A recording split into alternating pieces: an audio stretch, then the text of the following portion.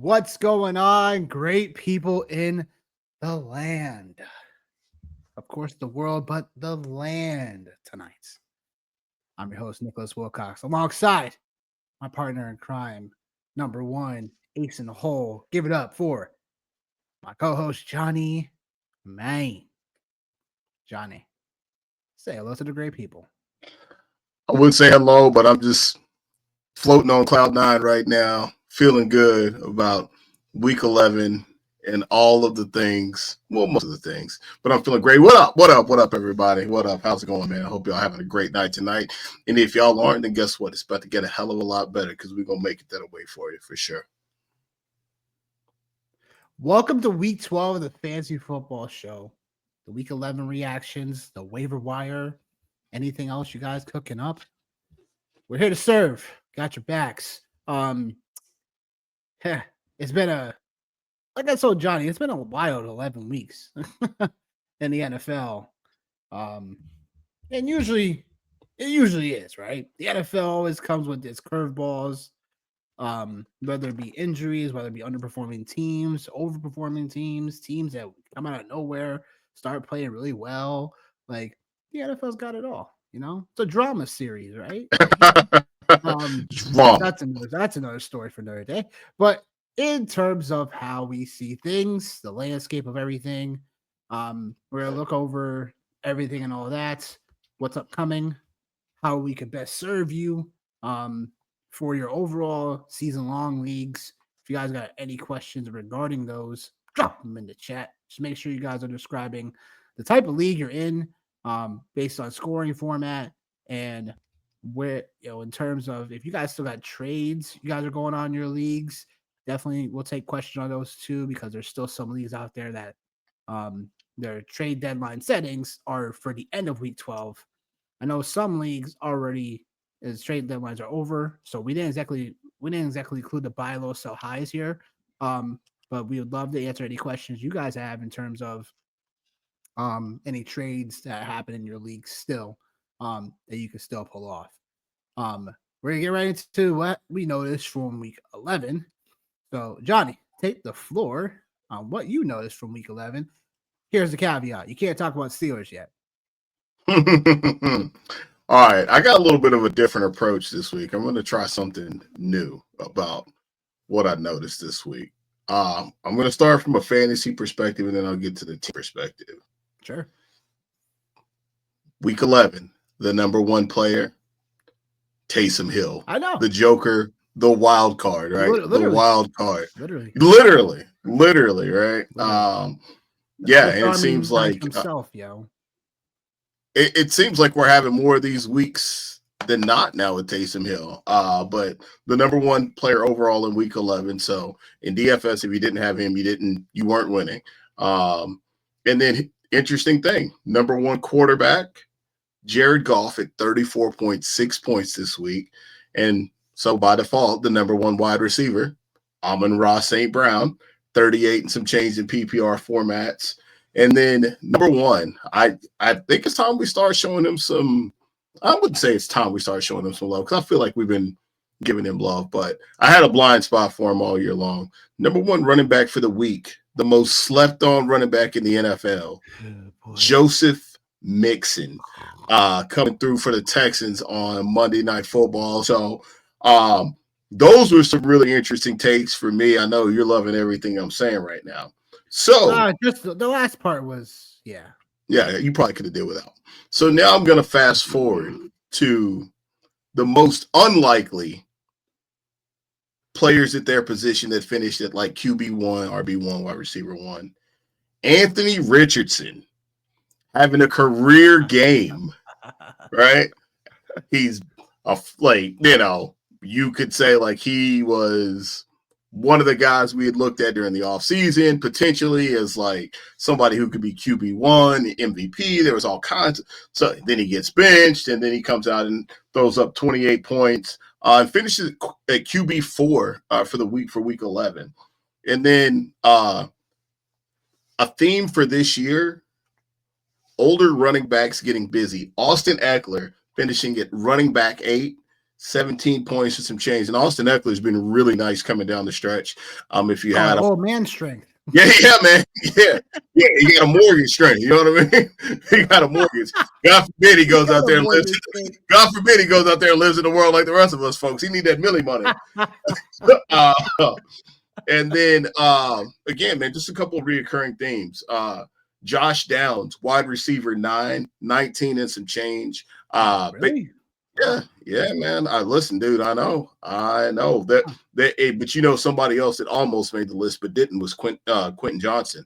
Actually, so that's Calvin Ridley because he got a 51-yard freaking touchdown call back. No, and that would have blew up his day for sure. Listen, Nico Collins in the touchdown call back last night cost me about 600 bones, man. I had Joe Mixon for 2 touchdowns, 60 yards. Nico for 90 and a touch. Blew up. We'll talk about that later. And then at tight end, the wasteland that has continued to be tight end. I wouldn't say it's unlikely, but like just really rare. Like, because the other guy nobody would have even played. But Zach Ertz, tight end 5, 18 points and some change. So from a fantasy side of things, that's absolutely what I had noticed was that. And then we talk about like season long, and I'll keep it short because I'm on my soapbox here. But couple things that like I noticed, man, was like, I think things might be starting to change for the baby. Things might be starting to change for the Chicago Bears, but I wear it well though, baby. The Chicago Bears put up a really good fight against the Green Bay Packers. The Packers of Green Bay as they triumphed by stopping the Bears of Chicago. That was something. And then, like, I seen a tweet about the Lions, like the Lions are just out here running up the score like they paying other teams like $1 million to come here for homecoming. So shout out them. And then the Jets, man, like not like just jetting it. Like, dude, like, well, you told me I couldn't talk about the Steelers, so I have to talk about the Jets. Can't talk about the Jets either. That's no. Yeah. I seen a tweet that was also money. Talk about the Ravens and how they suck. You could have done that. Don't worry, I'll get that. That would have been a perfect segue. Yeah. The Jets. I see a beautiful tweet. We're not gonna call him Sauce anymore. We're just gonna call him Ahmed. So there's that. The Pittsburgh Steelers. Yeah. They're for real, like we've been talking about. George Pickens, Russ Wilson, Najee Harris, the whole crew, JPJ. That's who I'm rocking tonight, baby. JPJ, playmaker, big time win. Turn right back around and getting ready to get Cleveland on Thursday. But then we got to talk about Denver Broncos and their defense, right? Like that and Bo Nix and that crew, man, looking really good. Somebody that did make my list of like unexpected fantasy performances was Javonte Williams. I think he finished the week as an RB1, so that was really dope to see if you're a Javonte owner. And like, what's going on in San Francisco, man? I think that's something else. Like taking all my bullet points. Yeah. Okay. Then I will let you talk. I will let you talk about the Sunday night game. On the bone, as they say. I'll let you talk about the Sunday night game and KC. And I didn't even go on the Steelers, so I'm cooking. I'm sorry. Oh, but man, it's cooking. It ain't sharing the plate. That's that prop shop talking. That's it. Go ahead. Fair enough. Hey, you come up with your own segment. You know that.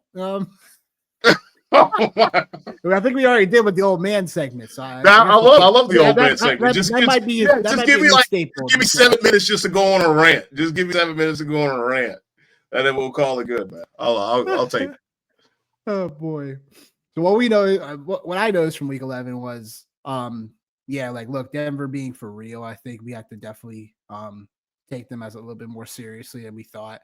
Atlanta on the other side of things, it's like 6 points on the road in a game where necessarily just didn't come out any no bite, no hunger, no nothing. And it was just too bad because like literally they could have pretty much ran away with the NFC South Division, pretty much clamped things up if they actually had showing up in the game. But Denver just smacked them around, patty whacked them, whatever you want to call it. Molly Watts. You know, all of that. Niners, Same thing. It's like Niners. We're not taking you seriously anymore. Like Niners are not a serious team to me right now. Um, call it injuries, call it Super Bowl hangover, whatever. Like I said this team, the Niners, before coming into the season, was a team that I just couldn't rate so highly, just because not only just the Super Bowl hangover, but more about just this team with the Ayuk signing, all the drama that came with it, and then it turns out he gets hurt, done for the season now. And then injuries just caught up with this team as well. Started with CMC before even week 1 happened. So there's a lot of things that obviously things just come around. The Niners still have opportunities still. It's not like they're like eliminated or anything. It's just there's not a Super Bowl contending team at the moment. The defense has looked okay, but it hasn't looked stellar. They've been just kind of middle of the pack based on metrics, and it's like we just can't take this team as seriously. Chiefs finally lose a game, right? It was due to happen. And this was the game that people probably circle around that could happen. And that's fine. But Travis Kelce, 1 catch, 8 yards. Make it make sense, is what I'm trying to say. Make it make sense, Patrick Mahomes. The Chiefs needed a loss. They were just kind of, in my eyes, at some point, they're just running on fumes. They were a team in which, they were winning games by 1 possessions constantly. And even last week, where they probably should have lost to Denver, because literally, like, probability of Denver kicking that field goal to win the game, like, is 75% probability wise. And they didn't lose that game because they blocked the field goal. So, but yeah, look, kudos to Buffalo, kudos Josh Allen. He had no Dalton Kincaid in the game.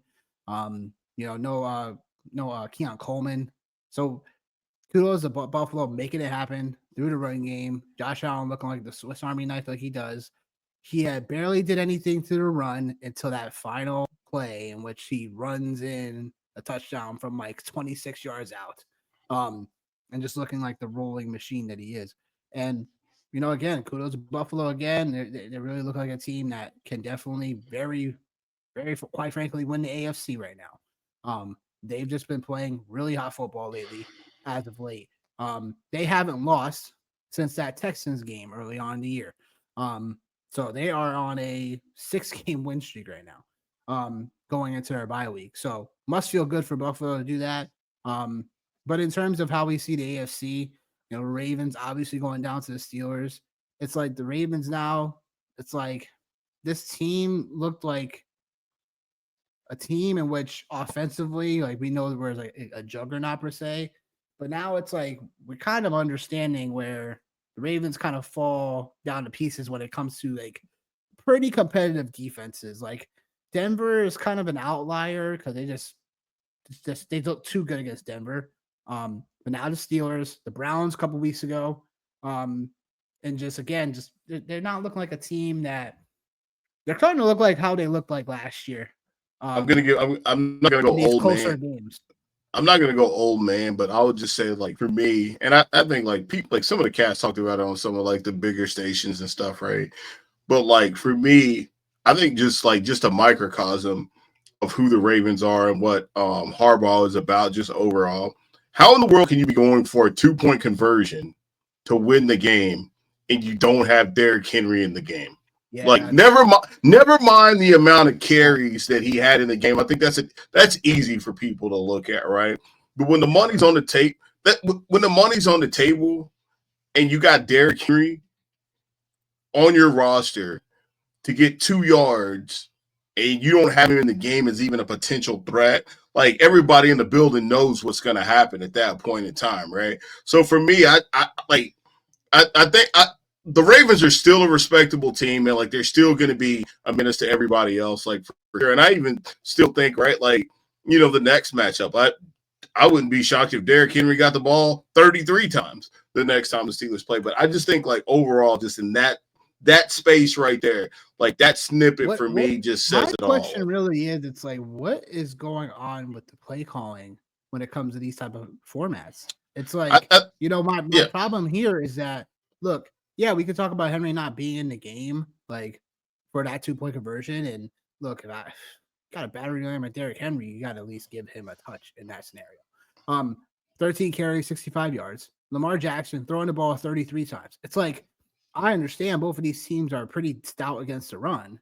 In some cases, you even talked about on Sunday with the Steelers kind of looking like, if they do start running the ball against us, like, I don't know, like, I don't know per se, but we do look a little vulnerable.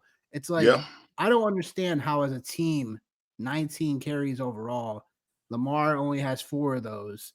Henry has 13. It's just the game script, and when it gets these weird, like these need to have it type of games, the game script is always where they just keep chucking with Lamar. Yeah. Now, this year, I put more onus on Lamar because now he has more of that play calling, switching things in line of scrimmage, stuff like that, than he had ever had before. But now it's like, look, like now it's again the Browns a couple weeks ago, you know what I'm saying, and then now it's like with the Steelers, your AFC North, division rivals. It's like, what's up? I mean, Bengals, we know how the Bengals are. They just find ways to beat the Bengals, but again, tough nosed defenses is like, come on now. Now the Ravens, like, it's not like I don't even want to blame the Ravens defense. I just blame the offense in that one because it's like, I mean, like everything went against the norm. Like this game was a game that was projected to go over. I thought it would hit over, but like it ended up being like typical AFC North smash mouth football is what it ended up being, right? Yep. So like I'm right there with you, man. Chargers, big game. Big game for either of those teams between the Bengals and the Chargers because the winner most likely feels a little bit more swagger and feeling better about themselves moving forward. The loser of the game, pretty much like more on the Bengals right now because they lost the game.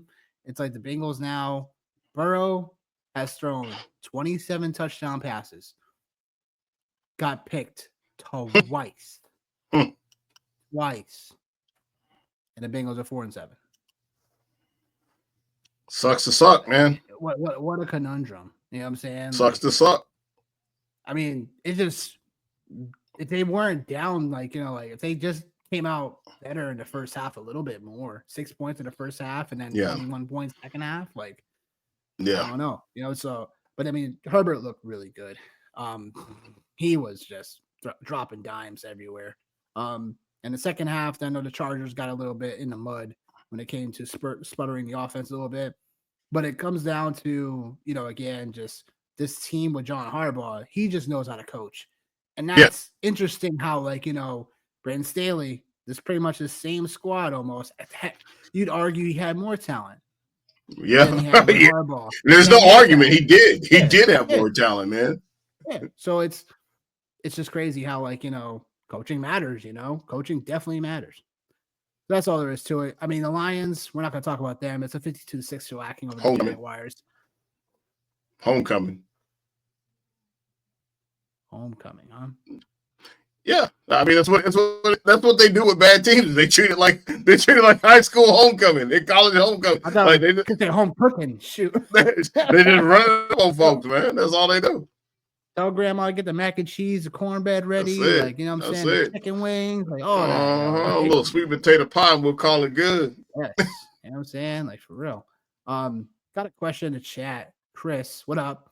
Feel free to also look on the YouTube channel for us, and feel free to subscribe to the channel. Moody or McLaughlin for the rest of season? Now, is that Jake Moody? Because that's the only Moody I'm thinking about. Or McLaughlin.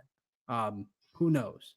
But I would say probably Mooney if you have a decent, look, the Niners going to at least be in positions where they'll get, field goals. McLaughlin, man, like I know Denver's situation, the running back situation is so gross. Every freaking week we've been talking about it different. It's like they say the hot hand, but it's also like the temperature of the heat keeps changing. It's stupid.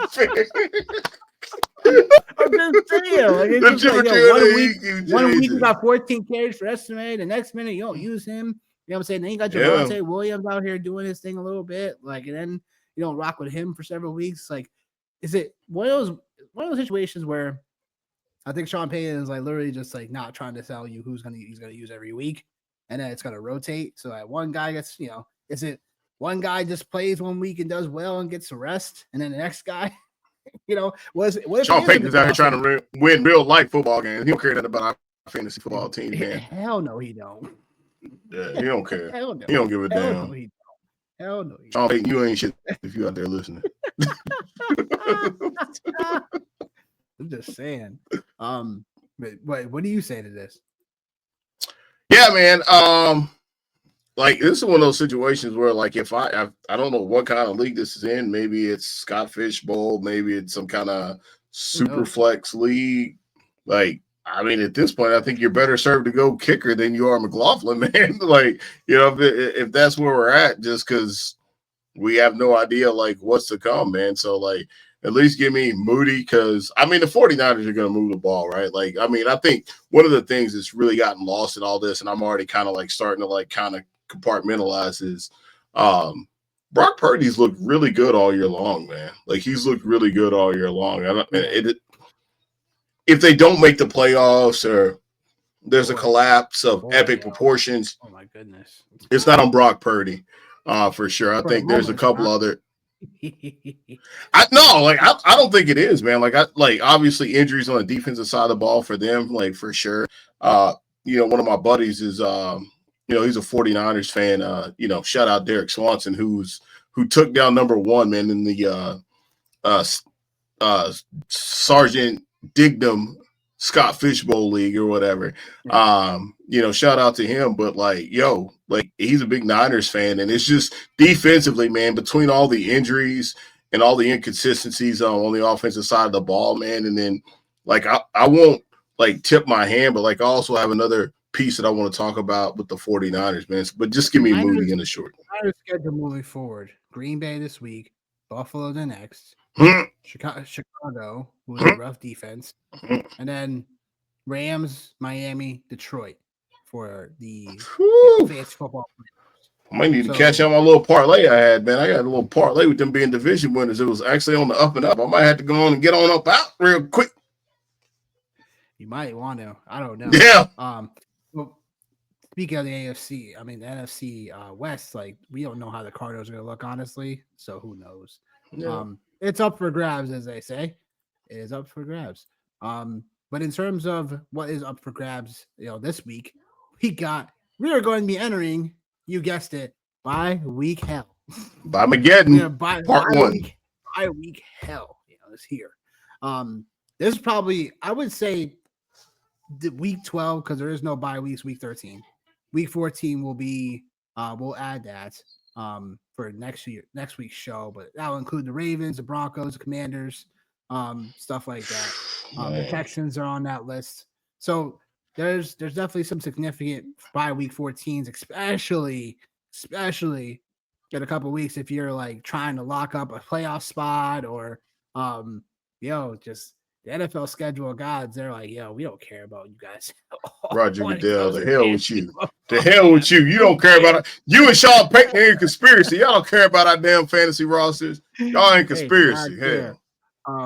But yeah, look, like this is something that we tried to address to everybody because in terms of when your players were taking bye weeks or whatnot, whatever, you could prepare for these type of things. That's why we put this on the segment for several weeks in a row to really get you guys thinking about whether it be trades or whether it be just people you're picking up or trying to stash. Like that would be the point of just like, you know, just staying ahead of the curve. Week 14 is coming. So that'll be the last bye weeks, obviously, which will be the last week of most people's regular season. There's some leagues where they, you know, I have a league where it's the top 4. So week 15 is actually a regular season game. So week 14 is really just like, hey, like, you know, just that's pretty much. These are the bye weeks. So there's a lot we got to get into. So we'll get right into that. It's Waiver Wire week 12 in the building. You know what I'm saying? So George, what up? What up, my guy? Appreciate you coming through as always. For sure. George is a Memphis Grizzlies fan. Yo, like I was gonna let you finish because I've been like just cooking tonight. I was gonna be like, look at you, man, all out here. Listen, I thought I was your favorite Tennessean, man, and you got my man out here, man. You know what I mean? I seen he was from Memphis. Shout out, baby. Yeah. M-Town, Funky Town. Let's go, baby. The Grizz. Let's do it. Let's do it. The Ole Miss fan, though. Yeah, we were doing good till you mentioned that.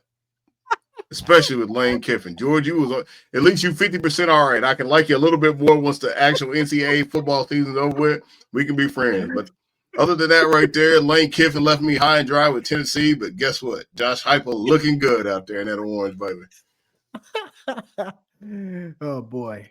All right. So feel free, everybody, drop questions in the chat so that we can get to them in a timely manner. Disclaimer: to just make sure you guys are mentioning league size and what scoring format you're in, so we get to the best possible answer for you. Top waivers QBs for Week 12. They are listed below. We also include the super flex because I know some of you guys are in the super flex. Yeah, look, Anthony Richardson should have been stashed the moment he was a starter, just because we knew that Anthony Richardson is still the Konami code QB. Shout out Rich Rebar. Konami code QB in Anthony Richardson, where we knew this was in a range of outcomes. Where I know some of us are probably thinking, pessimistic when it comes to Anthony Richardson, probably being back on the map. But Anthony Richardson, without the 2 rushing touchdowns, like he's not as significant or whatever. But you got to also be faster than that on the waiver wire. So look, I mean, if you're in a QB bind like I was in a couple of leagues, I ran for Anthony Richardson. Yeah. In some of my leagues, I ran for him. Started him in a couple of leagues because I knew there was going to be some upside there when it came to just running in general. And I knew the Jets suck against dual QBs. So it was a recipe made in heaven or disaster, however you want to see it. But in terms of Anthony Richardson, definitely gets the top spot. We got Stafford, Russ Wilson, we got Bo Nix. We've been saying these guys for several weeks now, including Drake May and Winston. But who would you say in terms of all these guys? Like, I know Anthony Richardson gets Detroit this week, so it's like if you're in a streamer spot, like it might not be the best move to start him, but I think Anthony Richardson's still probably the most top tier guy to get if you want upside for the next couple of weeks. Yeah, I think for me, like when I look at like these guys that are out here that you have, right? I look at like Bo Nix, man. Like Bo Nix got the Raiders. I think he's got the Raiders coming. He's got the Raiders coming up this week. So like, you got like I think that's the play. Like if you're looking at like this top tier waiver quarterbacks, I think Drake May, right? Like, man, like you're seeing it right here in front of our eyes. Like this is going to be a pretty solid quarterback class. And I think we all knew that. We just didn't know like what the order was going to be. Like I think the public probably went Jaden Daniels as number 1, Caleb Williams 2, and then like Bo Nix and Drake May was kind of like a wild card. But I think things have started to change. Although Caleb Williams really started to like tap into like his, if you will, Konami cheat code on Sunday, like using his rushing ability, which I've always said like that's one of the aspects of his game that's madly underrated. But we're not talking about him. I think Bo Nix, if we look at this group of like top QB waivers, Bo Nix is still the guy for me, for sure. And then I immediately follow that by Drake May. And then I'd go to Anthony Richardson just because of like the dual threat. And then the other 2 guys, the weather's supposed to be pretty shitty in Cleveland this week when the Steelers play. Matt Stafford, he's finally got all of his weapons. Huh? Thursday night football game too. Yeah, man. Oh, don't. Every time you say these things, dude, it makes me want to just like go completely old man. Like every time, like all of a sudden, like I feel like the oldest guy in the room every time when I start telling stories. But the 17-mile-an-hour winds with Ben Roethlisberger, Mike Williams, or actually it was like 27 or 37 miles an hour wind. Like it was like one of the worst games ever, man. But like that's just when the Steelers had an explosive offense. But yeah, man, like I'm still in love with Bo Nix, for sure, and I've started to become a Drake May fan, from a fantasy perspective. And I drafted him a little bit later on, like in super flex league. So that's how I look at these guys, in that aspect, man, as far as quarterbacks go. Yeah, I love it. Super flex. I mean, look, like, week 12 buys are here, so it's like if you're Yeah. in a super flex league, like, you know what I'm saying, we just heard, Tommy DeVito's gonna officially start for the Giants, like, not Drew Lock. um, and just I hear I hear some gripes about, from these Giants fans about, Daniel Jones and stuff. And it's like, you guys could have extended Barkley and then just figured it out. And you would probably Yeah. have more money on the books, honestly. Because the running back market wasn't as so lucrative, so to speak. And so you could have easily extended Barkley and you could have easily attacked the other positions. Like, Yeah. but now you have a quarterback that ended up getting hurt the next year, which we can't predict injuries. But it's Nope. like, look, like now it's like even that cemented thing. So, yeah, look, that is just a disaster. But DeVito gets a start, and we'll be interested to see how things are going. The schedule for him looks pretty okay. Like, it's not too Yeah. bad. I think Will Levis is making some strides. Bryce Young is making some strides. Like, so they'll have some opportunity to, not exactly audition per se, because I think those guys should still be, starting quarterbacks for their franchises, barring anything crazy that happens via the offseason. And then Gardner Minshew is playing for his job, playing for his next job. Yeah. So we'll have to see how that goes. But those are some interesting options for Superflex League as well for availability goes. Next. Before you go next on the quarterback, I did just want to call out a couple things.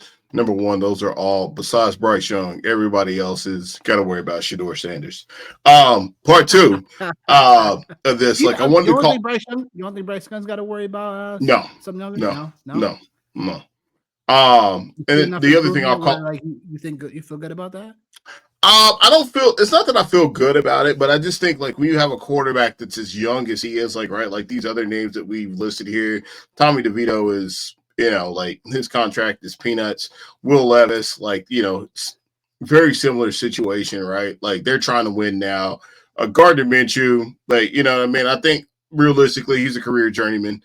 Like that's just what it is. What? DeVito's getting paid $700,000. Right. He lived at home with his mom. Like, yo, like, what are we doing, man? He's probably eating hamburger helper. All right. So Will Levis. That's disrespectful. I'm out here being disrespectful That's tonight. disrespectful to Italian people. Yeah. Why? Because I said hamburger helper? Yeah. What? Like, if you listen, like, you already know Sunday dinner at the house is definitely not that. All right. Yeah, whatever. All right. Word to Carmelo Soprano. So Will Levis, week 10, QB 9. Week 11, he was QB 20, right? But he also had a better week than some of the bigger names that like we're familiar with: Jaden Daniels, Lamar Jackson, CJ Stroud. And if we fast forward, man, like he's got a nice schedule. You talked about how he was showing some progress, right?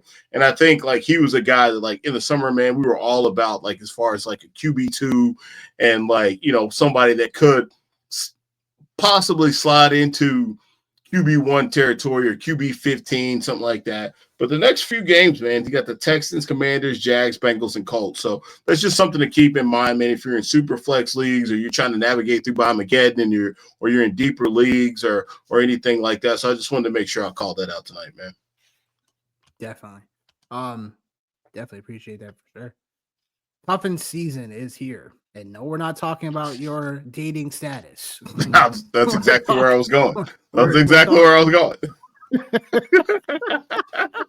we're talking about running backs and just preparing for injuries, even though we haven't seen too many of them. These are the guys in which we should be monitoring on our waivers, especially for some of these guys. Either especially to Ray Davis, because he's going on by. He may get dropped because people, depending on how your league stash benches are, like he might get cut for someone that might have to play this week because they have to play somebody in general. Yeah, Trey Benson's coming off the bye, so he's either on rosters. Hopefully, you got him right before Monday Night Football started on, just to get a leg up on your competition, where you stashed him already. Cam Akers is interesting because he is starting to look like the clear RB2 in Minnesota with Aaron Jones. He hasn't scored over 10 points in the last several weeks in terms of production for fantasy purposes. So not sure exactly what's going on, but something we got to definitely monitor. Someone we could potentially even start this week for some some standalone value because we're dealing with all these bye weeks.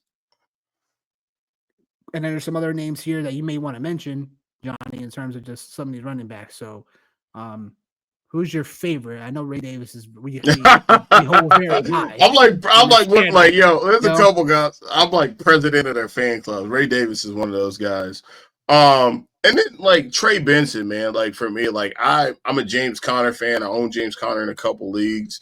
But I just think like, we're starting to see like Trey Benson get worked into the mix for the Cards. So I think there's that. And then from there, like if I had to pick like outside of like Ray Davis and Trey Benson, if I had to pick a guy,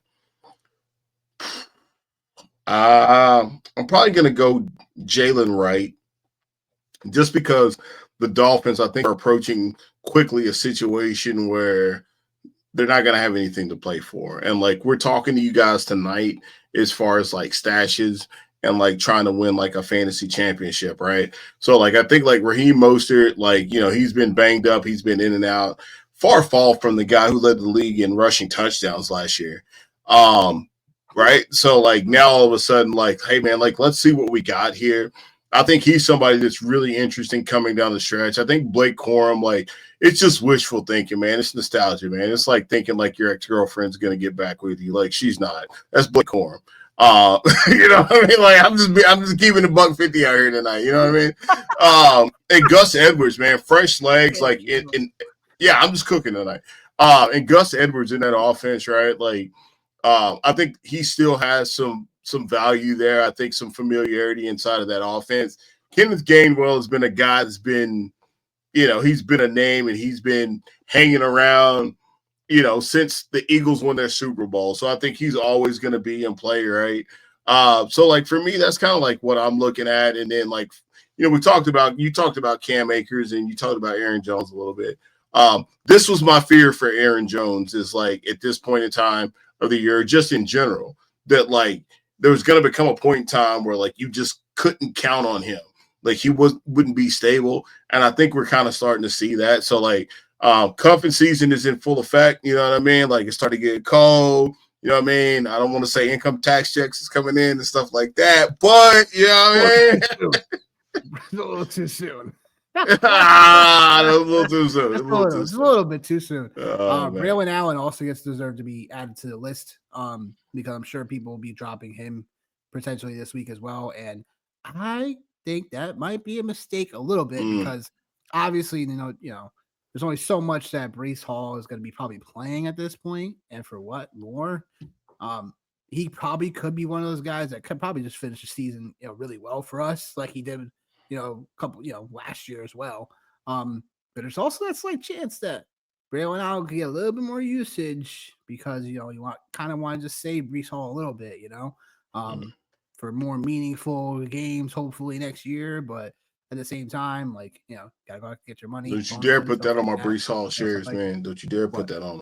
Y'all suck. Keep playing Breece Hall. Really? Yeah, y'all suck, man. I'm sorry. All right. It's kind of what it. You listen. I will send that to you digitally. You ain't got to write it down. I'll send it to you digitally. They suck. I'm not writing it down. I'm just taking notes. What? Because I said I want what? Breece Hall to play more? No. Keep that same energy. I didn't say anything bad about Braylon Allen. I just said the Jets suck. That's all. I know. That's what I'm talking about. Like, I'm just taking notes. Don't worry about me. I'm just taking notes. Don't worry about me over here. Just taking notes. I bet you. I mean, Jalen Wright deserves to be on this list because, like, Raheem Mostert, we've been telling everybody. I told everybody all fucking summer long. Devon Achane is the guy. Yes, your man. I'll give you that one. Mostert might get more touches. The Jalen Wright guy might get more touches. I'll give you that one. You was on that one. You was on. You was on. I'll give you that one. I'll give you that one. Appreciate it. But the Jalen Wright still deserves to be on this list because he's a younger version of a Raheem Mostert, and if something were to happen, like Jalen Wright overall is there. So definitely, if you have Achane, whatever, cuff him. Just because you never know if Miami starts slipping out and they start doing weird things because they've already done that this year. So, but yeah, I mean, look, everybody else here, just deserves. I think Cam Akers is probably just a guy that you still want to add this week for the standalone value. Just because in general, like he could pop up, but it is against Chicago this week, so it is a little bit of a rougher matchup. But again, 6 teams on bye. It's like we're just Yeah. trying to find creative ways to get some points on the board this week. So that could be a route that you can go in. For the waivers this week, it becomes weird. Because there's not so many options when it comes to the waivers. It's gonna really depend waiver on your waiver. It's gonna really determine like what is gonna be what for your league specifically. The Raiders running backs, we have to talk about it a little bit more in depth because the injury reports are still unclear. We're talking about this on Tuesday night, in which we have, Madison left the game with an ankle injury. Then Zamir White left with a quad injury. So then we're down to Amir Abdullah. God, talk about, trying to be relevant for the last 5 years. And then we have, the rookie Dylan Lowby. So in terms of how this could definitely break down, if Zamir White is playing this week, he is someone I would want to prioritize if I needed a running back to start this week because he is the first and second down bruiser, and then Amir Abdul would be the pass catching back. It's clearly Dylan Lowby would be the third stringer. If White's out, because we're expecting probably Madison to not play this week with that ankle injury because it looked like it was more of a sprain, but it seemed like it's a little bit more of a still seems like something that's gonna be more sore-ish, maybe enough to keep him out. Again, who knows? Again, we're talking about this Tuesday night, but I think Amir Abdullah would be in play because again, you have Brees Hall on by, you have James Cook on by, you have Alvin Kamara on by. Like this is like again, Bye. And then in terms of the Ravens running back situation, like I put Justice Hill because he's more game script dependent, just like Keaton Mitchell is. But Keaton Mitchell is ultimately the guy that you still want to get on your teams because Keaton Mitchell still has that breakaway, speed, and could be still a difference maker down the stretch, depending on what Ravens game scripts look like moving forward. It's hard to figure out when you would start one of these guys between Hill and Mitchell. But it's also where, just like we just saw the Ravens do this past week with these weird, again, not having Henry on your final play and you need to tie the game up on. It's like the Ravens do some weird things to do like game script dependent stuff. So they do that. So again, the running backs are very thin this week. It's just going to depend on what your league is. And if you guys got questions in regards to that, feel free to drop that. But any other thoughts about running back for you, Johnny, and in terms of how strategically we should be hitting this thing? Well, I mean, the Raiders have the Broncos this week, so Yep. you have to keep that into consideration. So you mentioned game script, which you're spot on with that, right? So I think like if you're thinking about the Raiders and you want to approach any of those running back situations, Amir Abdullah, Dylan Lowby, that's where you got to be looking at, right? Like they're both pass catchers. Amir Abdullah, man, is somebody like I was actually like really high on when he first came into the league. So I think you have to obviously take that into consideration. Justice Hill, as far as like what they have, like getting ready to come up there playing the Chargers, which should be a really interesting game because I feel like, not to like get into like our Sunday preview, but like this game could go way over or way under. So like there's no in between like for this game here. You know what I mean? So I like when I think about that, that's something to take into consideration. And then as we move forward, the Ravens, they have the Eagles the week after, so like that could potentially be a shootout. AJ Brown coming out party if you're still relevant, and then after that, it's about a 14-day gap. So I'm assuming they have a bye there, and then they play the Giants, which they're just probably going to line up, smack the Giants in the face. Lamar Jackson's going to throw 4 or 5 touchdowns. We're going to be like, oh, he's back in the MVP race, and then they play the Steelers again. Yeah, so that's where I'm at, and then I see you got Roshan, not to be confused. Roshan Johnson we added. Yeah. And it's because like now it's because Khalil Herbert's not in town anymore. I think Roshan Johnson just needs to be owned. Because the way they use Roshan Johnson is different from DeAndre Swift. Swift's going to be your boundary running back where they run zone. They'll run his own running blocking scheme. They'll get him at the edge. With Roshan Johnson, they're going to run him right between the tackles. He could potentially be the goal line back as well. So there's value there. where that goes. And again, on a thin running back week, we got to think about creative options to, deploy into our lineups potentially, or just stash to find out what happens. But running back is definitely a precarious situation because there's again so many teams on bye this week to fill in for our rosters. Next we got is the wide receivers, 2 different tiers for the week. A lot of options depending on what, again, what format you're in. Um, the guys I probably want to highlight is somewhat, again, let's talk about Elijah Moore real quick, right? Yeah. We talk about Let's Elijah do it. Moore. Let's do it. We're talking about an offense in Cleveland that has really looked way different with Winston at quarterback versus, you know, past people.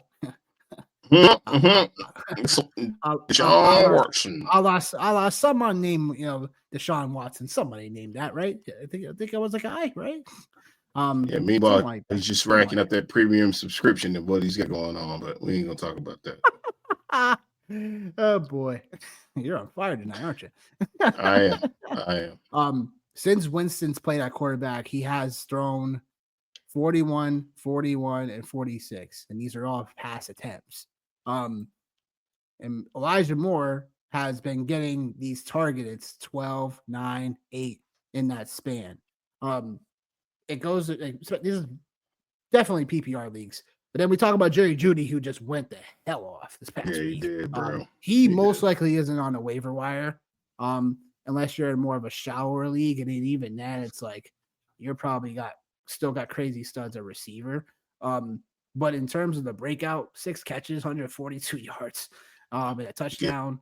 You know what I'm saying? And he got heavily favored with targets. So people thought it was going to be Cedric Tillman and stuff. Like, it just wasn't the case in this game. Jerry Jeudy just went the heck off this week. But Elijah Moore can still be that steady Eddie receiver that you got, especially for bye week fill-ins this week. He's probably the one that's going to be a little bit more available when it comes to some of your rosters. So, because Jerry Jeudy's ownership right now is 68% in sleeper currently. So the availability for him is probably not going to be there. Elijah Moore, he's more likely to get.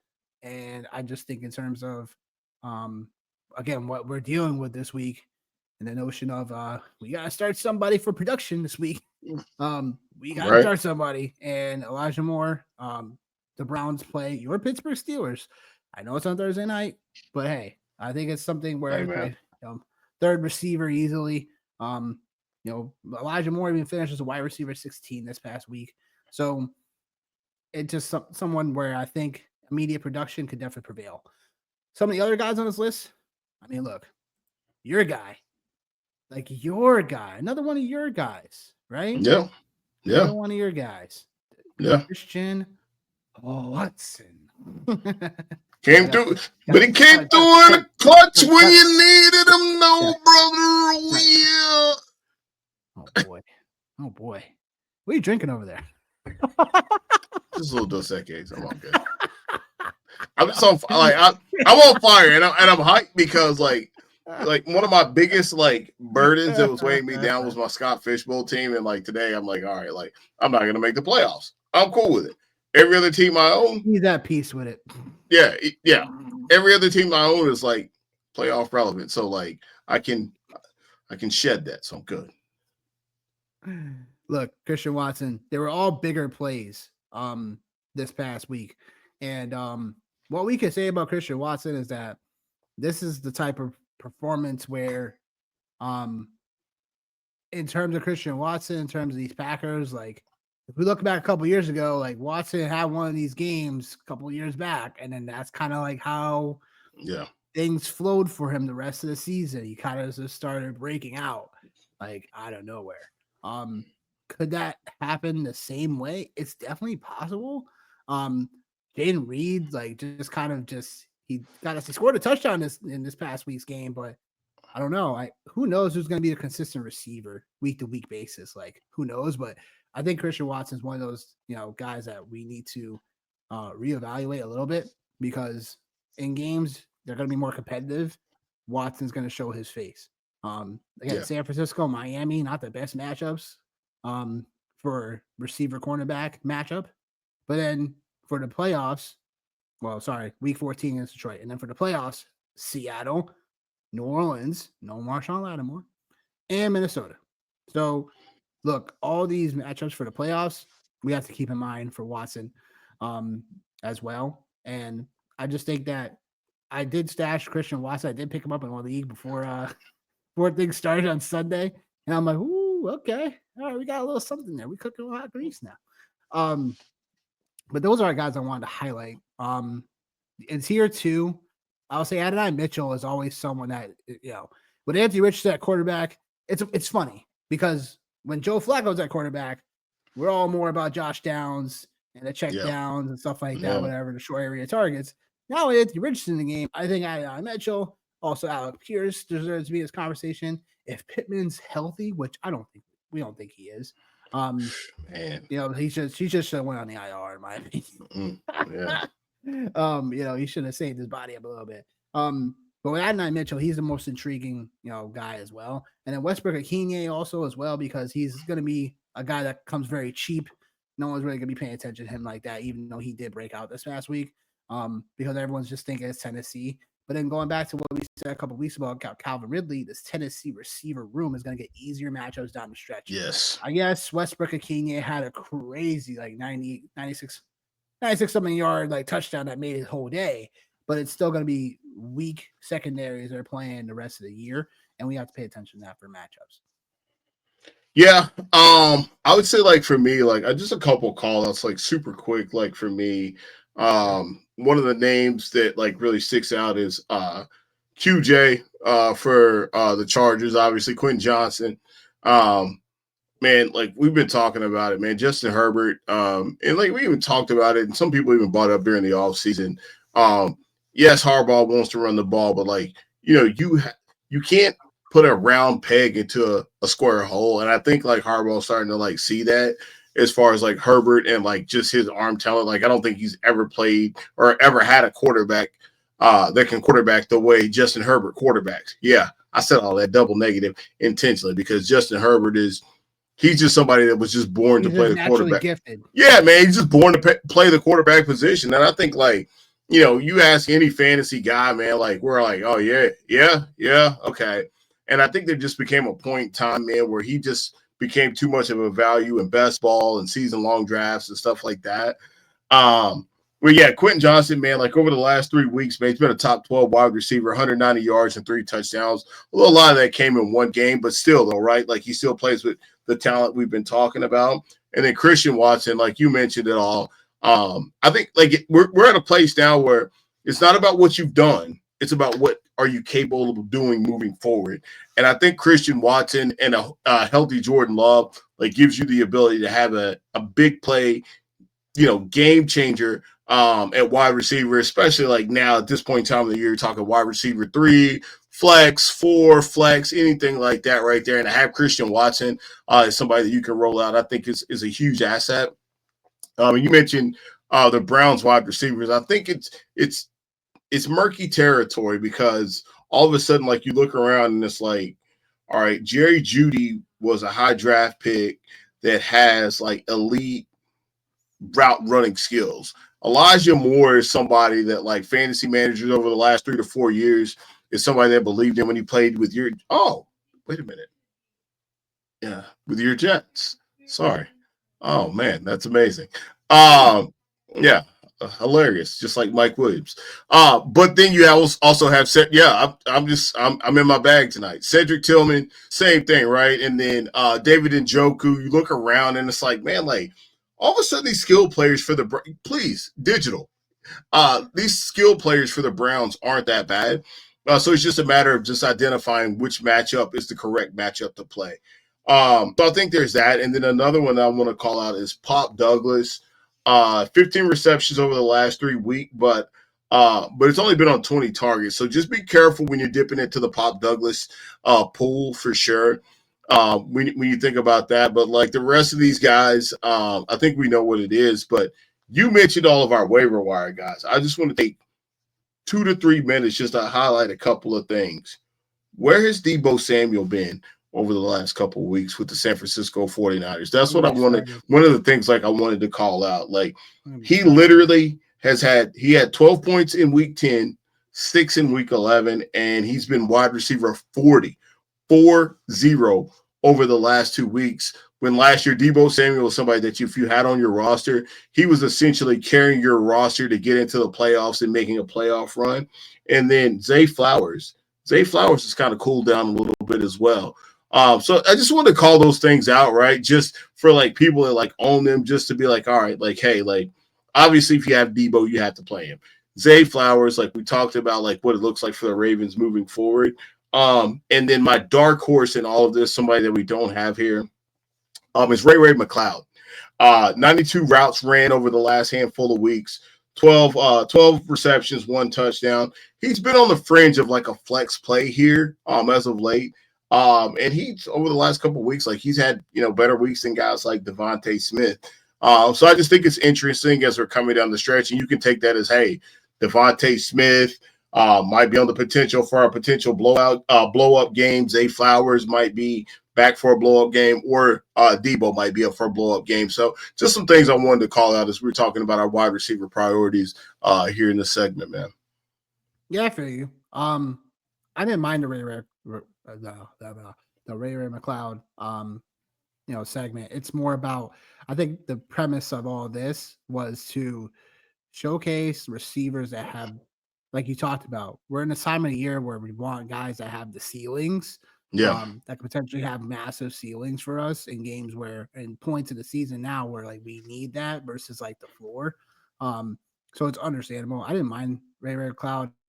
The upside I just haven't really seen from him all year because he's technically still the 4th option in Atlanta, but it's understandable. I add him to your roster for sure. Yeah. Because you never know. Just remember, Atlanta's on bye. Yeah, right. Oh Facts. boy. Tight ends we go to. Taysom White Chocolate Hill. Jay Will, where you at, baby? Trademark infringement, baby. Call it blue magic. Call it whatever you want. Just don't call it blue magic. Oh man, yeah. Well, happy I started him in the cookout league because I needed every point. Oh, here we go. You were damn near like, God, I hate my team. And like, I didn't say that. I just hate Joe Mixon. What? You didn't say that? I hate my team. I just hate that I was gonna lose to Mixon, is what I said. Oh, you don't mean back in September? I'm on my Spanish kick today. You didn't say September. He was like, man, why'd I draft all these tight ends? Are you talking about months ago? Yeah. Sure. Yeah. Sure. I can say that. Okay. All right. And I always say that about my team. I always say that about my teams though. Because when it's draft season, you don't necessarily know, really. I guess we're two different people. Never feel too comfortable. I very, very rarely do I walk away saying that. If anything, I'll walk away trying to justify my team. If my team is really good, I'll just be like, yo, I crushed this draft. I'll tell you I crushed the draft. If my team sucks, I try to justify it. No, I always try to give some more pessimism on my selections because I always go on the micro of like, I took him there, but I should have took him there. Just in the third. But I'm happy with the construction of my team. As I always say too, so. Yeah. If I start trying to explain to you why my team is good, that means my team really sucks. But like if I just tell you, like my team, if I tell you, my team is gonna be a beast and you just hating, that means you're in trouble. I understand that. I can understand that. I feel you. Taysom Hill, man. This guy put on a performance for the ages, including a 75-yard freaking rushing touchdown. Gallup. Oh my gosh, yo! Like how? Like the way he was running, I'm like, no one's gonna tackle him. Oh man, I'm gonna shut up because I'm just gonna let it fly. Ball, yeah, I'm just gonna let it fly tonight. Looking like the unsanctified Tim Tebow out there running. It's past the second level and it just runs. Yeah, I know. I seen it. I was like, oh my god. I was like, whew. What? Yeah. I just couldn't believe what I was watching. You know what we should call him? We should call him Universe 2.0. He's just out here just killing the game. Universe Taysom Hill. Oh man, just this. Like I said, the stat line obviously is out of this world. I don't think we're gonna expect another performance like that, but I will say he deserves to be a very high waiver claim this week, even though he's on bye, because the tight end position in your league definitely sucks for the most part. Unless you have, you know what I'm saying? Like, unless you have, I don't know, like tight end. There you know, I don't know. Like that's him. Jonnu maybe. Jonnu might be the only other guy you could make a hard claim for, man. Yeah. I mean, that's it. Yeah. So I mean, Taysom's him. Like, Taysom is him, is right.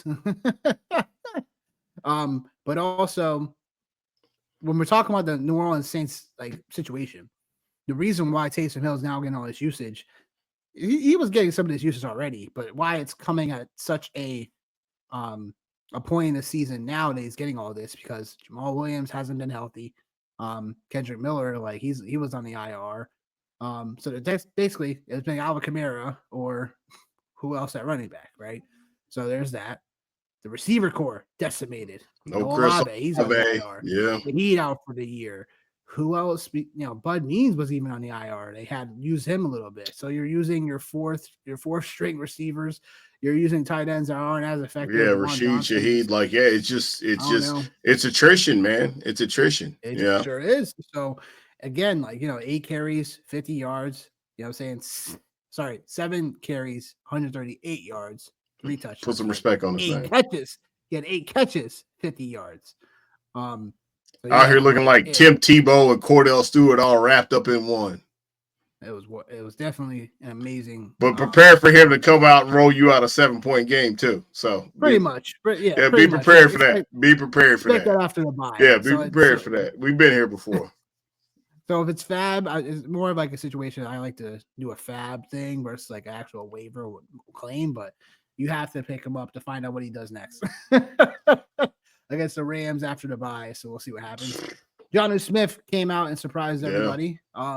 In some ways, like we knew Miami's passing, routing and trees were more 50-50 this year. It was like 70-something% to the receivers last year.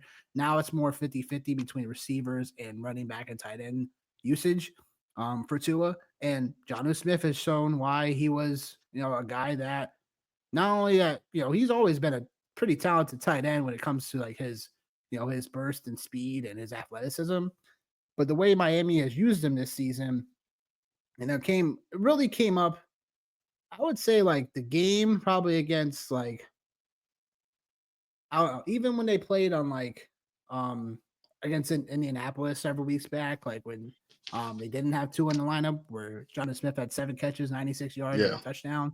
Like that was when I was like, all right, Jonnu Smith needs to be a little bit more watched upon, because he could be one of those tight ends that could break out. But in the last couple weeks before this breakout, the snap percentages were all over the place, and now he's had this big blow up game. 6 catches, 101, 2 scores. And now we're looking at Jonnu Smith as a guy that hopefully can start for us at tight end the rest of the year. We don't have to really worry about it. We're hoping that's the case. But yeah, man, but Jonnu Smith, man, like going back to his Tennessee Titan days, man, like he showed athleticism, like when he was there, and then obviously he ended up like with the Pats, and I think like he ended up with the Falcons after the fact. But like he's always had the athletic ability as well, man, like to be like a significant piece, like when we talk about like the tight end position, because like tight end is truly about the haves and the have-nots, and like he was always someone that was like in between there. Like you could see like these flashes of him athletically. So like for me to say like I didn't see this coming, I would kind of be like, no, that's not true. But like I think everybody just kind of like wrote him off, like after he went to New England and signed that big contract, and then he didn't deliver. But then obviously anytime like you're in a Miami Dolphin offense with like speed kills down there, like with all the pieces that they have, I think this is just a situation where like, it's just, he's the guy picking up the crumbs. And fortunately for all the tight end, for all the people that have him and like the tight end position, like those crumbs have actually been like, filet mignon steaks, honestly, for him, man. Like this year, like it just is what it is, man. As far as tight end goes, Totally. And yeah, look, Jonathan Smith, the tight Miami doesn't have it straight the schedule for the tight ends Yeah. is not good for them after these next couple of weeks, but you're hoping at least that Jonathan Smith is again startable for you for this week.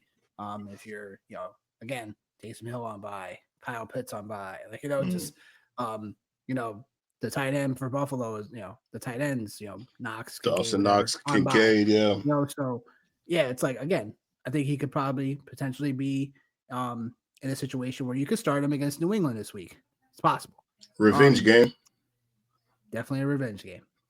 I'm not rooting for either one of those teams, but it's a revenge game for him. Will Dissly is the next tight end, and Dissly, in my eyes, is someone that we had said already to pay attention to a couple weeks ago, because his usage expanded when it came to him being a part of more of the Chargers, like starting tight end.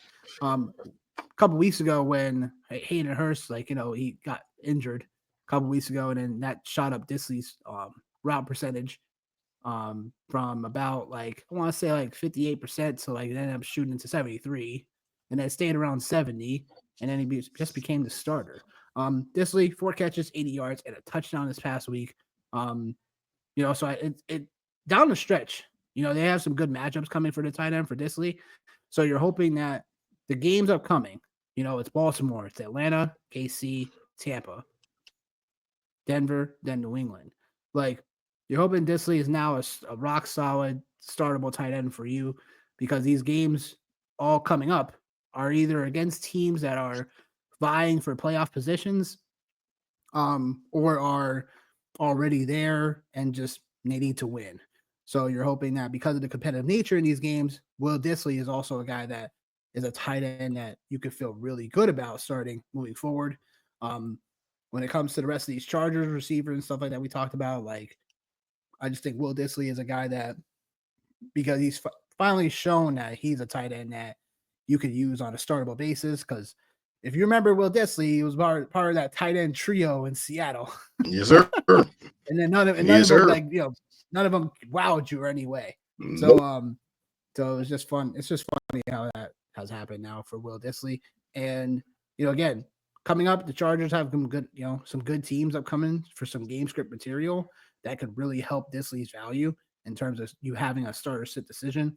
So I think he's well worth picking up in some of your leagues this week and upcoming. I know you want to talk about someone here, so feel free to go ahead. Yeah, just my guy, man. Isaiah Likely. That's really the only guy, man. Just to keep talking about it. Yeah, just to keep. Yeah, I'm gonna keep talking about him, man. Just because I think it might not be obviously this year. I think it's been a situation where he's muddied the water for the Falcons, and I would always say this, right? If you have a player like Isaiah Likely who can muddy the water with a tight end like Mark Andrews, who we've looked at and kind of put in the upper echelon, I think there's absolutely a future for him. Whether it's on this team or whether it's with another team, whatever the case may be, I'm just going to keep going back to the well with him, right? Especially the way that the tight end position has been over the last handful of weeks, or just in general, just all year long, right? I'm going to keep going back to him and not have a problem with it. I would rather have him than a Sam Laporta, or even in some instances, I'm just looking Kyle Pitts has had a bit of a shit show over the last 3 weeks, right? So for me, I'm gonna continue to keep playing Isaiah Likely and just hope that he gets me that 8 points, maybe a touchdown to bring me to 15 or something like that. Theo Johnson is a guy. I think there's Theo Johnson and Tavion Sanders are two guys that I think athletically give you the option. So if you want to punt tight end, or you got buys, we're talking about with Buy Mageddon Part 1, those are two guys that you can absolutely plug and play. And Bryce Young, for whatever the case may be, over the last 2 weeks, he ain't looked that bad. So maybe there's something in common with him and Anthony Richardson by being on the JV team, as Mike Tomlin would call it, over the last couple of weeks, and getting out and playing some varsity ball. So like I feel comfortable. If you want to, if you want to throw a couple darts there, with Theo Johnson and Jatavion Sanders for sure. And like I said, man, Isaiah Likely is just a guy that like, I didn't play him this week. I played in our cookout league. I played Dalton Schultz over him just because obviously the matchup, right? But like I still feel like, if you have Isaiah Likely and you're down the tight end, go ahead and run it, man, for sure. Yeah, like Theo Johnson is becoming more and more involved in the Giants team. And now a Giants team, which is a lot more like you're going with more inexperience. Theo Johnson now at least has 85% of the team's offensive snaps. The last several weeks now, and now them coming off the bye, like I think Theo Johnson has an opportunity to at least be has a hidden ceiling potentially for the back half of this upcoming next several weeks, where again tight ends just getting weird and thin, and you're looking for guys to hopefully step up. And again, Tommy DeVito starting at quarterback, like you got some of these other receivers for the Giants. Like I think Theo Johnson could finally find his way in this thing, and then same thing with Jatavion Sanders. Like, it's about time. The Panthers recognize him as the guy that they drafted in the second round of this year. Um, he's just one of those tight ends that has off the charts athleticism, and you should be getting the ball in his hands just simply because he's sure-handed and he's quick. Yeah. Again, you're facing the Chiefs this week off a loss. So you're hoping that with Sanders, he not only he's getting more of the offensive usage snaps as well, but it's also the Panthers are now playing a little bit more. Now they're starting to play a little bit more 11 personnel with more 3 receiver sets with Sanders just in there by himself. So that's what they should have done. I know they wanted to play Tommy Tremble and Ian Thomas and all these guys, but I think Sanders, he's one of those guys that easily for PPR leagues in general, like he's going to be a guy that he definitely should be on your rosters, and you should definitely think about potentially starting him coming down the stretch because Panthers are going to be playing from behind so many times, and it's just some cheap volume potentially. So I definitely love when it comes to Jatavion Sanders. We loved him all year long, talked about him in the offseason as well. Like he's someone that if he gets his opportunity, he could be a guy. Yes, sir. So he could be a guy. And there's that to it. So next we got the streaming defenses. So we got a couple of those streaming defensive options: the Bucks, the Commanders, the Chargers. Bucks taking on the Giants, Commanders taking on Dallas, and the Chargers taking on the Ravens. I know it seems a little scary on paper for the Chargers, but honestly, the way that the Chargers have been playing, I like starting defenses every once in a while that can just get after the quarterback, that can make defensive stops, and that's where the Chargers can definitely make their money on. When it comes to these defenses, that's where I like in terms of the Bucks potentially because facing DeVito, but the Bucks haven't been like so solid on defense, but they're readily more available. Than some of the other defenses here. And then, like I said, Washington taking on Dallas, like it's just, again, Cooper Rush didn't look that bad, this time around. But it was more about like, all right, like Cooper Rush gonna throw for a lot of yardage, but will they score? Right. It's the Right. question you gotta ask. Was there a defense you had in mind in terms of? No, man, I think like you nailed it. Like, right, the Bucks going against the Giants and DeVito. Like, I think like the only thing is right. Like we've seen this happen before, where sometimes a backup quarterback and like changes on offense can they could be playing a little bit over their head. So like I'll be interested to see how that shakes out. I think the Commanders, like when you look at these teams, the Commanders is, in my opinion, that's the safest defense for sure going against Dallas because like we just seen what happened and the Commanders have something to play for. I think the Chargers, in my opinion, I get where you're coming from for sure, but I think it's a little bit risque just because of like Of course it is. the Ravens and like what just happened, right? And now like they're coming back to like, but I like they're coming back to play a team that like isn't in the AFC North, but also there's a lot of familiarity there. the Harbaugh Bowl, which I could Yep. fucking do without, to Harbaugh be Bowl. honest. Like I could absolutely fucking do without.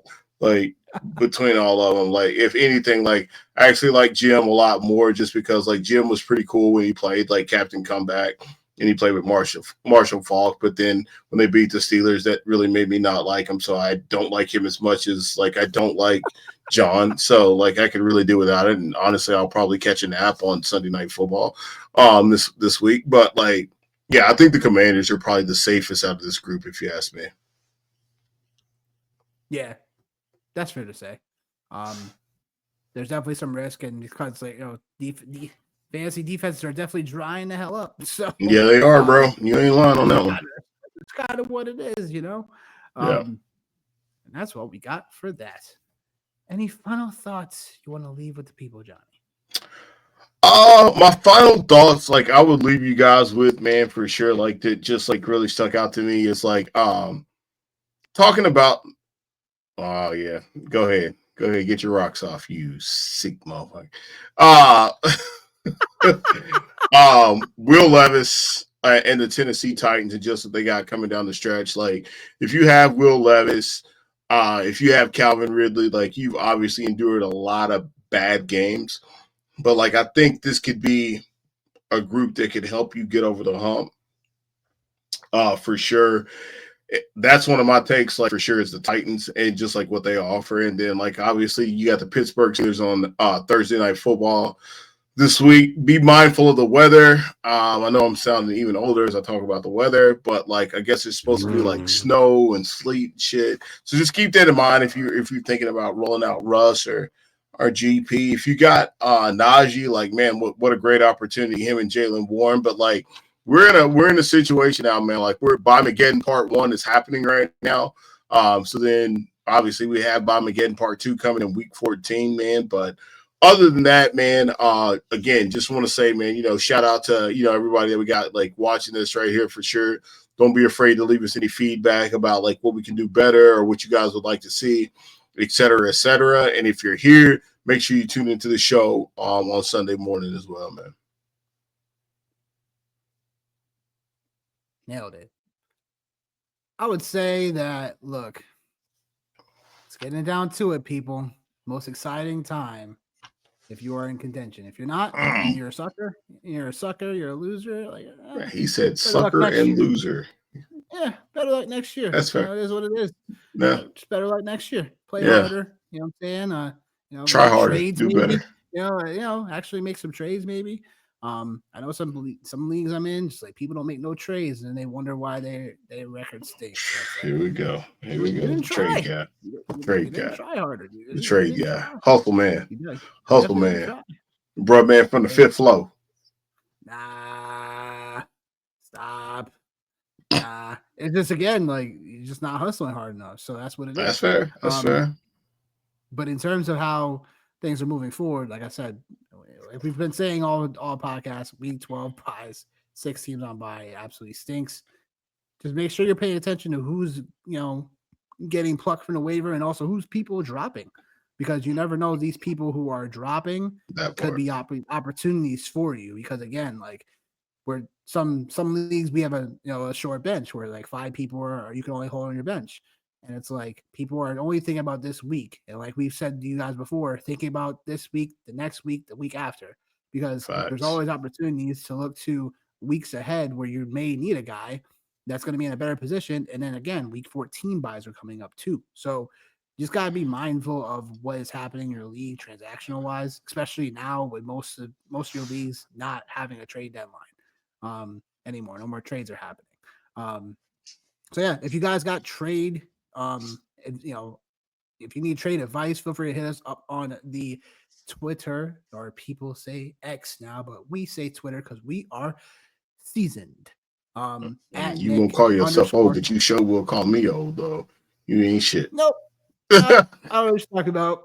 Anyway, at Nick underscore Wilcox 25 on the X. At Johnny Jony Maine MAINE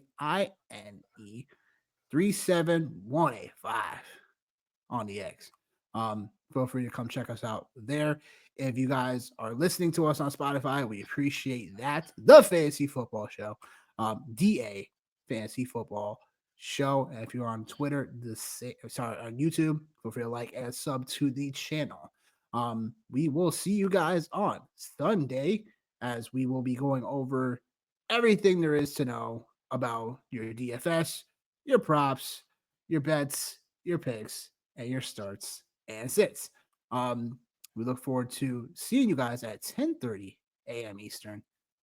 There, if you're listening to the pod on Spotify, feel free to do so as well. We appreciate all the love you guys bring to us on a weekly basis. And we look forward to serving you guys in the next show. We'll see you guys.